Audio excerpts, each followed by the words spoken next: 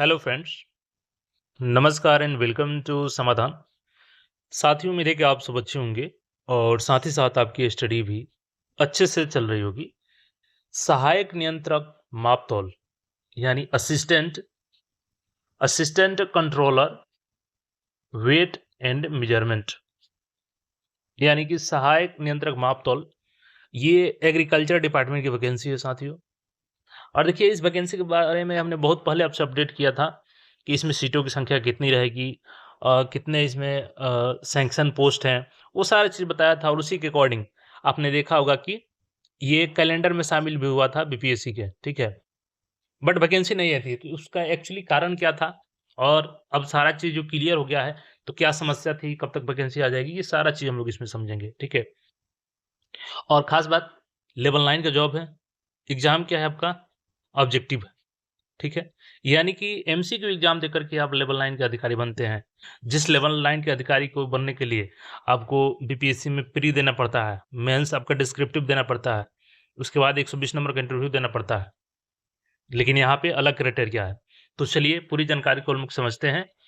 सबसे पहले मैं आपको कैलेंडर में बता दूँ कि ये ज़िक्र किया गया था, जो मैंने एग्ज़ैक्ट पद बताया था आपको, वो पद एग्ज़ैक्ट आपको कैलेंडर में दिखी थी। तो जो भी इन्फॉर्मेशन यहाँ पे दिया जाता है, वो बिल्कुल सटीक दिया जाता है, विथ प्रूफ दिया जाता है। अब मैं थोड़ा-सा यहाँ पे आपको दिखा दूँ कि ये जो लेटर है, ये कब का है? 5 जून का, ठीक है? और आज कितना जून हो गया है? तो 7। तो ये 5 जून 2026 का लेटर है। तो इसमें डिटेल्स में देखिएगा तो बिहार कृषि सेवा कोटि 8 माप-तौल के अंतर्गत समूह क एवं ख के पदों के सृजन, संपरिवर्तन, उत्क्रमण एवं पुनर्गठन संबंधी अधिसूचना में 31-32 में से संयुक्त नियंत्रक स्तरीय एवं नव सृजित कार्यालय तथा निकासी व्ययन पदाधिकारी हेतु क्रमशः संयुक्त नियंत्रक माप-तौल एवं भागलपुर के स्थान पर संयुक्त नियंत्रक माप-तौल द्वितीय मानक प्रयोगशाला भागलपुर एवं संयुक्त नियंत्रक माप-तौल मुजफ्फरपुर के स्थान पर ये चीज़ें सुधार की गई है, बाकी चीज़ें शेष बोली गई है। ठीक है? अब यहाँ पे पुनर्गठन हुआ है, तो क्या पदों की संख्या बढ़ेगी? ये सारा चीज़ हम लोग जानेंगे। इसमें सम परिवर्तन भी हुआ है, यानी कि पहले से मौजूद पदों को कन्वर्ट किया गया है दूसरे रूप में, ठीक है? तो एग्ज़ैक्ट सारी चीज़ों को हम लोग यहाँ पे समझेंगे। थोड़ा-सा मैं लेके चलता हूँ आपको बीपीएससी कैलेंडर पे और वहाँ से और चीज़ें क्लियर होंगी। अब देखिएगा, ये बीपीएससी कैलेंडर है, जो कि 17 फ़ेब को अपडेट किया गया था। बहुत जल्द इसका कैलेंडर फिर से अपडेट किया जाएगा। मैं इसमें दिखा देता हूँ, जो पोस्ट की बात हम लोग कर रहे हैं, ये पहले ही शामिल किया गया था। अब देखिएगा, यहाँ पे आपको मैं दिखा दूँ, 18 नंबर में देखिएगा, असिस्टेंट कंट्रोल और वेट एंड मेजरमेंट 26 पोस्ट था। और इसका एग्जामिनेशन का जो डेट दिया गया था, वो कब दिया गया था? 17 मई को। मई तो खत्म हो गया, ना नोटिफिकेशन आया ना एग्जाम हुआ। कारण इसका क्या था? अब वो कारण स्पष्ट हो चुकी है, सारी जानकारी मिल चुकी है और वैकेंसी का रास्ता, जो वैकेंसी है उसकी रास्ता साफ हो चुकी है। ठीक है? तो सारी चीज़ों को हम लोग यहाँ पे देख लेते हैं। अब देखिएगा, यहाँ पे आपका 26 मई 2026 का देखिएगा, ये क्या है? बिहार कृषि सेवा कोटि 8 माप-तौल के अंतर्गत समूह क एवं ख के पदों के सृजन, संपरिवर्तन यानी कन्वर्टिबिलिटी, उत्क्रमण एवं पुनर्गठन हेतु प्रशासी पद वर्ग की समिति दिनांक 15/1/2024 को संपन्न बैठक में प्राप्त स्वीकृति दिनांक इतना को संपन्न मंत्रिपरिषद की बैठक में मत संख्या द्वारा दी गई स्वीकृति के आलोक में निर्गत विभागीय अधिसूचना संख्या यहाँ पे दिया गया है के अंतर्गत कृषि कोटि 8 माप-तौल के समूह क एवं ख के पदों का सृजन, संपरिवर्तन एवं उत्क्रमण किया गया है। देखिए, एक्चुअली में हुआ था क्या कि वैकेंसी आने के पहले ही इसमें सम परिवर्तन को लेकर के, यानी कन्वर्टिबिलिटी को लेकर के रिक्वेस्ट गया था।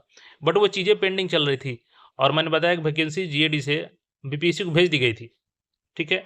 और उसमें एग्ज़ैक्ट मैंने पदों की संख्या उस समय क्या बताया था कि उस समय जो सैंक्शन टोटल पोस्ट थे 46, जिसमें से 67% पे आपका डायरेक्ट रिक्रूटमेंट होता है और 33% पे आपका प्रमोशनल होता है, जो कि आप बीएसएससी से इंस्पेक्टर वेट एंड मेजरमेंट बन के बन जाएँगे, लेवल 6 वाले। तो वही चीज़ यहाँ पे प्रमोट करके लेवल 9 में आते हैं, ठीक है? अब हालाँकि इसकी बात चल रही है लेवल 7 करने की, तो वो अलग चीज़ें हैं, उस पे अलग से हम लोग बात करेंगे। बट यहाँ पे जो 46 में बात करें हम लोग, तो 31 सीटें बचती है, 15 प्रमोशन में चली जाती है, तो 31 पदों पर भर्ती आती है, जिसमें से 5 वर्तमान में करंटली वर्किंग है, तो सीटों की संख्या बच जाती है 26, उसी पर ये वैकेंसी आई थी 26 पदों पर। अब यहाँ पे चूँकि पुनर्गठन हुआ है, तो आपके मन में सवाल होगा कि सीट बढ़ेगी, घटेगी, वो सारा चीज़ यहाँ पे क्लियर हो जाएगा। थोड़ा-सा आप लोग इसमें धैर्य रखिए, मैं सारा चीज़ एक-एक करके आपको बता देता हूँ। देखिए यहाँ पे क्या है कि जिला स्तर पर कितना पोस्ट तैयार किया गया है अभी, तो ये पूर्व से जो स्वीकृत पद है, तो जिला स्तर पर 18 पद, इसको यथावत रखा गया है।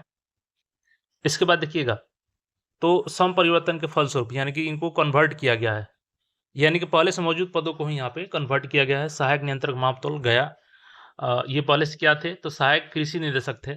यहाँ पे सहायक कृषि निदेशक, तो कृषि निदेशक उप निदेशक को क्या बनाया गया कन्वर्ट करके, तो सहायक नियंत्रक यानी कि असिस्टेंट वेट एंड कंट्रोलर, यानी कि assistant control weight and measurement, यानी ये डायरेक्ट रिक्रूटमेंट वाले पद हो गए हैं, ठीक है। लेवल 9 वाले पद हो चुके हैं ये आफ्टर कन्वर्टिबिलिटी।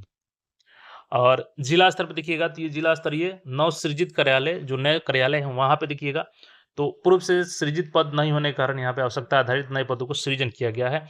तो यहाँ पे सहायक देखिएगा 9 से लेकर के 21 तक।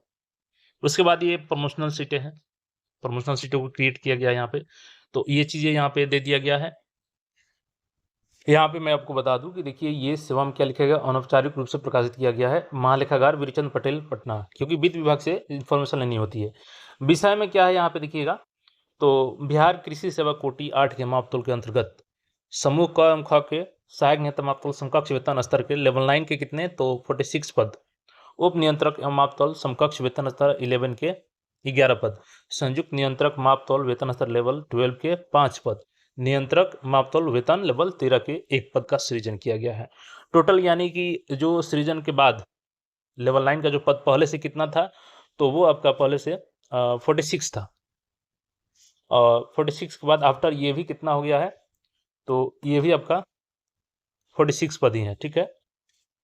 यानी कि पदों में यहाँ पे कोई अंतर नहीं आया है, जितना पहले सीट था वही रहेगा, लेकिन यहाँ पे कन्वर्टिबिलिटी हुई है, और चूंकि पुनर्गठन होता है इसीलिए इस वैकेंसी में लेट हो रहा था।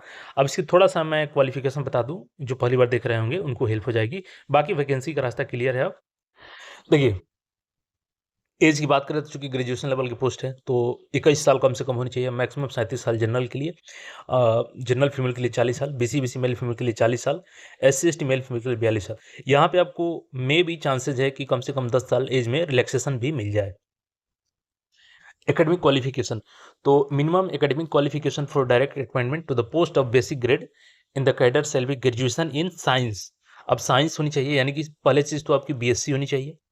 बेसिक इसमें होनी चाहिए तो आपने फिजिक्स से किया हो, या आपका इंजीनियरिंग हो, या आपने टेक्नोलॉजी से साइंस में डिग्री ली हो। तो ये 3 फिजिक्स से आपने ग्रेजुएशन साइंस में किया हो, या इंजीनियरिंग साइंस में आपने ग्रेजुएशन किया हो, या टेक्नोलॉजी साइंस में आपने ग्रेजुएशन किया है, तो ये सभी लोग इसके लिए एलिजिबल हो गए। एज लिमिट हमने बता ही दिया है यहाँ पे। चयन की प्रक्रिया की बात करें हम लोग इसमें, तो देखिए इसमें आपका जनरल हिंदी का 100 नंबर का एक पेपर होगा, जो कि क्वालिफाइंग इन नेचर होगा। 100 नंबर का आपका जीके होगा, ये भी ऑब्जेक्टिव, ये भी ऑब्जेक्टिव। उसके बाद साइंस का जो पेपर होगा आपका, जैसे कि फिजिक्स, इंजीनियरिंग, टेक्नोलॉजी, इसमें से आपको 2 पेपर होगा, ये भी आपका ऑब्जेक्टिव होगा। 200 मार्क्स का प्रत्येक रहेगा, यानी 400 मार्क्स का ये हो गया, और 100 मार्क्स का ये हो गया, 500 मार्क्स का ये हो गया, जिसपे मेरिट बनेगा, और ये क्वालिफाइंग इन नेचर है। इसके अलावा आपका यहाँ पे 50 नंबर का एक इंटरव्यू होगा, ठीक है। तो उस 50 नंबर के इंटरव्यू को जोड़ दीजिएगा, तो 550 नंबर का होगा यहाँ पे। और चूंकि ADU एग्जाम के बाद से जो संकट आ रही है एग्जामों में कि ऑब्जेक्टिव जो सिंगल एग्जाम है उसमें डबल एग्जाम लिया जाए, तो यहाँ पे मुझे लगता है कि कोई दिक्कत नहीं होगी, क्योंकि देखिए इसमें ऑलरेडी 2 चरण है। एक तो आपका ऑब्जेक्टिव एग्जाम हो रहा है पहले से, और दूसरा आपका इसमें इंटरव्यू हो रहा है। बट अब देखिए आगे इस पे क्या करते हैं, लेकिन इसका रास्ता अब क्लियर हो चुका है, यानी कि जो पुनर्गठन वाला मामला पेचीदा था, लटका हुआ था, उसको लेकर के वैकेंसी पर रोक लग चुकी थी। अब वैकेंसी की सारी जो कमियां थी वो दूर हो चुकी है, पुनर्गठन हो चुका है, सम परिवर्तन हो चुका है, तो अब वैकेंसी आपकी बहुत जल्द आ जाएगी। और जैसे ही इस मंथ में पूरी चांस है कि BPSC अपना कैलेंडर अपडेट करेगी, तो यहाँ पे इसका न्यू एग्जाम डेट आपको अपडेट कर दिया जाएगा, चूंकि मई में ही एग्जाम होने वाला था, बट इसी कारण से आपका एक वैकेंसी को होल्ड करके रखा गया था।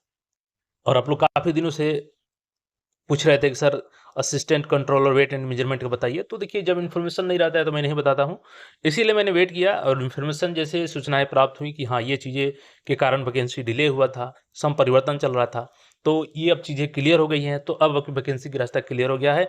और पदों की संख्या अगेन 26 रहेगा, और इसी पदों पर वैकेंसी होगी आपकी। क्वालिफिकेशन में बता दिया, बहुत जल्द इसका नोटिफिकेशन आएगा, और जैसे ही कैलेंडर अपडेट होता है तो इसमें न्यू एग्जाम डेट आपको अपडेट कर दिया जाएगा।